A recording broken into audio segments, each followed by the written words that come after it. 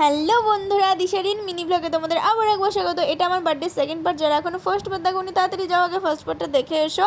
তো আমি যখন কেক কাটছিলাম, নিশা আর অর্পি দুজন মিলে, মানে অর্পি, নিশা তো ভিডিও করছিল, অর্পি আমাকে পুরো পার্টি স্প্রে দিয়ে ভরিয়ে দিয়েছিল।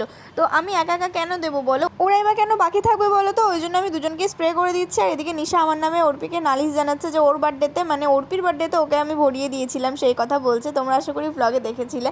তো আমি তবুও দিয়েই যাচ্ছি, স্প্রে করেই যাচ্ছে। অর্পি কেমন করছে দেখো, খুব মজা পেয়ে গেছে যে ওর মুখে অত মানে ভরছে না, তবুও আমি দিয়ে যাচ্ছি। আমি তো সারার পাত্রী না, ওরকমভাবে ওর ওড়নাতেই দিয়ে গেছি।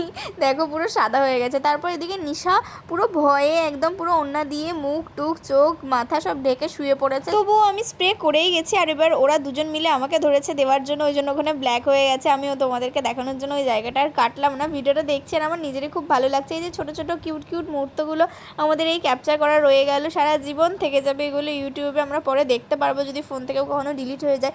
এই জন্যই তো এই মুহূর্তগুলোকে তুলে ধরি বলো। তারপর আমাকেও দিয়ে দিল আর আমি একটু ঢঙ্গিপনা করছিলাম, ব্লাউজটা সুন্দর লাগছিল পেছনে, নিশা বলছিল, ওই জন্যই তোমাদেরকে একটু দেখিয়ে দিলাম। তারপর এটা হচ্ছে আমাদের পাড়ার মা দুর্গা। তো এখানে ওদের দুজনকে একটু নিয়ে এসেছিলাম মা দুর্গার দর্শন করাতে। আমিও এসে প্রণাম করিলাম, মানে আমিও বাড়ি আসার পর থেকে এখানে আসা হয়নি। তো এই পুজোটা একদম আমাদের বাড়ির সামনে হয়, সেই ছোট্টবেলা থেকে এই পুজোটা দেখে আসছি পাড়াতে। ভীষণই ভালো লাগে আর ভীষণ মজা হয়। দশমীতে সব থেকে বেশি মজা হয়।